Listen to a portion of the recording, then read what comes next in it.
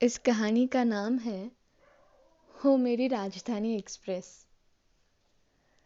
आज हमारे शादी की सालगिरह है। आज से ठीक 51 साल पहले मंत्रों और फेरों के साथ हम इस पवित्र बंधन में बांध दिए गए थे।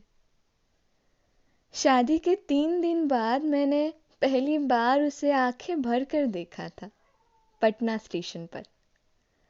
हाथों में चूड़ियों के बीच महकती मेहंदी, गले में मंगलसूत्र, मांग में सिंदूर और गुलाबी बनारसी पल्ले में महफूज उसके गालों की लाली भी मैंने पहली बार देखी थी। हम दोनों शादी के बाद माथा टेकने मथुरा जा रहे थे, राजधानी एक्सप्रेस से। कहने के लिए तो हम दोनों पति पत्नी थे, लेकिन एक दूसरे के लिए एकदम अजनबी।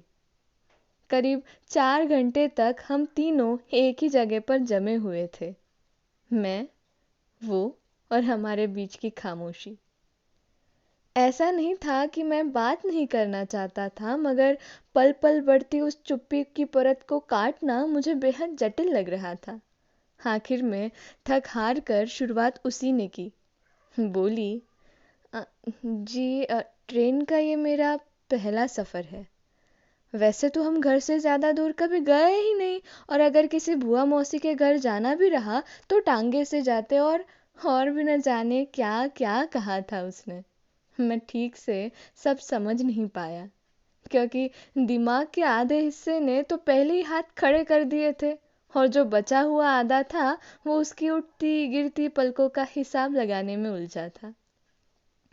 कुछ देर बाद वो रुकी, एक नज़र मुझे देखा जैसे मेरे जवाब का इंतज़ार कर रही हो, और फिर से शुरू हो गई, तब से लेकर आज तक के लिए।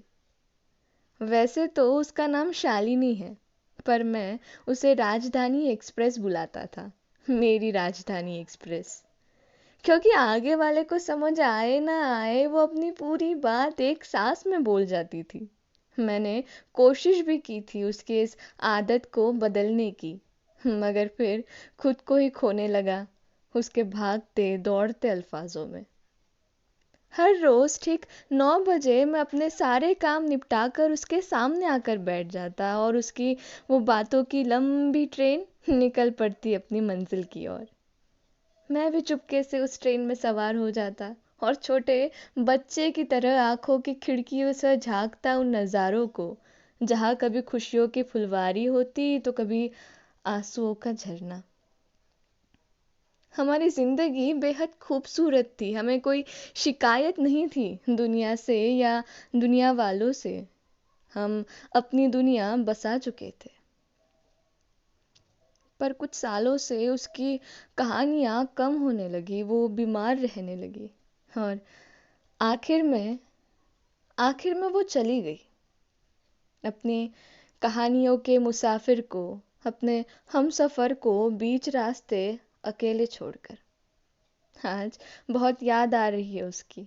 वो हमेशा ही बड़े जल्दी में रहती थी, देखिए न, आखिर में आखिरी सफर में मुझे साथ ले जाना ही भूल गई। पर मैं अभी भी इंतज़ार कर रहा हूँ उसी पटना स्टेशन पर। हैप्पी 51st मैरिज एनिवर्सरी मेरी राजधानी एक्सप्रेस। वो रूप जिसका आईना ख्वाब देखे, उस ख्वाब के श्रृंगार की तमन्ना हो तुम। आड़ी टेढ़ी लकीरों वाली मेरे डायरी का कोरा पन्ना हो तुम। कोरा पन्ना जिस पर हर अल्फाज तुम्हारे, कहानी तुम्हारी है। प्यारी मुझे बस वो जिंदगी जो मैंने साथ तुम्हारे गुजारी है। वो रस्म जो हमने तुमने बनाई थी, क्या वो आज भी तुम निभाती होगी? वो रस्म जो हमने तुमने बनाई थी, क्या वो आज भी तुम निभाती होगी? मैं मौन सुनता हूँ आजकल, तुम कहानियाँ किसे सुनाती होगी?